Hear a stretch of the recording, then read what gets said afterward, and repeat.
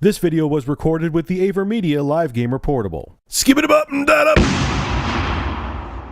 What's going on, everybody? This is Rich of Review Tech USA, and tell this douche to get these gloves off of me.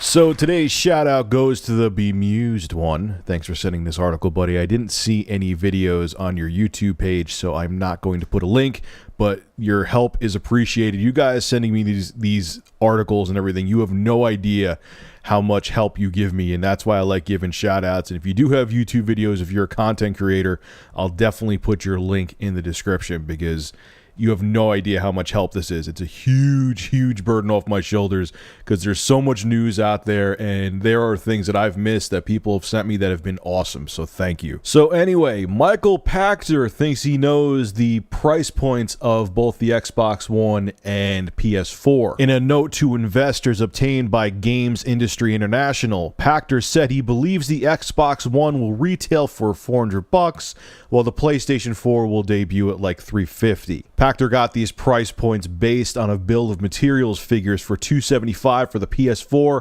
and $325, this is US dollars, for the Xbox One. He also believes that the Xbox One, if you want to do a payment plan with it, where it'll have like a subscription fee, could be even cheaper. He's talked about that before, and I've heard rumors about that where you'll get the Xbox One for next to nothing and you have to sign a 2-year contract. I personally wouldn't do that, but that would definitely attract people to Microsoft's next-gen console. So first thing, yes, I totally agree with him on the price points. I feel that they need to hit these price points to make people actually want to buy their next-gen consoles. And any higher than that, like if they hit the $500 price point, it would just be disastrous. Look what happened with the PS3. $500, $600, that thing launched at, and people were already like saying, oh, Sony's doomed. This is their impending doom. It's over for them.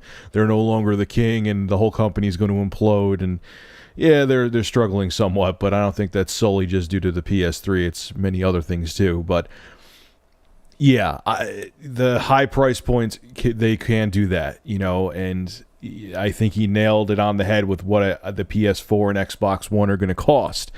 Now, the $50 difference to buy the consoles outright, I don't think that's going to be that big of a deal, at least for me. The mental threshold, I should say, is like what would make me think about not buying a product is if there was $100 difference. Like if the PS4 was $350 and the Xbox One was $450. Granted, I may not buy the Xbox One due to the other crap that's going, all the bad rumors about it, unless Microsoft clears all that up. But $50 difference, I don't think it's going to sway anyone in either direction. It's really going to be about the games, the content, and what the systems offer. So I don't think that $50 gap between the PS4 and 720. Listen to me. Xbox One, excuse me, I've been calling it the 720 for almost 2 years now. I don't think, you know, that's going to draw one person to either the PS4. Like if someone, oh my god, it's $400 for the Xbox One and only $350 for the PS3, so I'm going to buy the PS4, excuse me, instead. All these numbers, 1, 2, 3, 4, 720, 6.1, 2.8, it hurts my head. But you get what I'm saying. You know, the price, they're basically almost the same price. All right.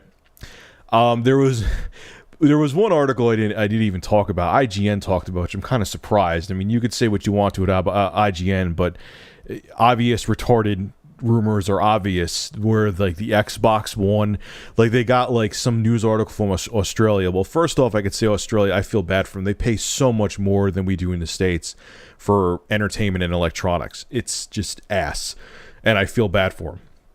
But they were saying, oh, you know, with these prices, if you translate them from, I think it was from Australian money to United States dollar, the U.S. dollar, it's you better save your pennies because the consoles are going to cost about $1,000. Like, come on, put on your thinking caps. The common sense police should have slapped IGN across the face. You know, obviously they're not going to sell them at that price point. It would mean, look at when the economy was better, and look at what much better than it is now, and look at what happened with the PS3 when it launched, and it was $500, $600. It was disastrous. Do you think they would repeat that Really? Like, you really think they would? There's nothing. Like, Sony, remember they tried, oh, you're getting an entertainment device, you're getting a Blu-ray player, you're getting a cutting-edge gaming console. People didn't want to hear it. They didn't want to fork over the money, all right?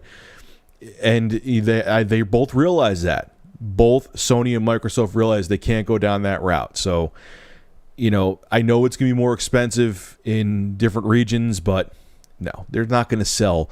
Come on, IGN. They're not going to sell those consoles for $900, $1,000 or $700, $800. I don't know. It was some ridiculously high number. It was around that, like the $800 to $1,000 range they were saying. So don't worry about that. You're not going to have to spend that much on a next-gen console. Okay, if I had $1 for every time I said next-gen console in this video. Anyway, guys, make sure to rate, comment, favorite, and subscribe. And if you have an interesting news story you would like me to discuss, private message me with a link to the article via YouTube. And if I use your news story, I will give you a shout-out in the video and feature your YouTube channel in the description. Have a good one.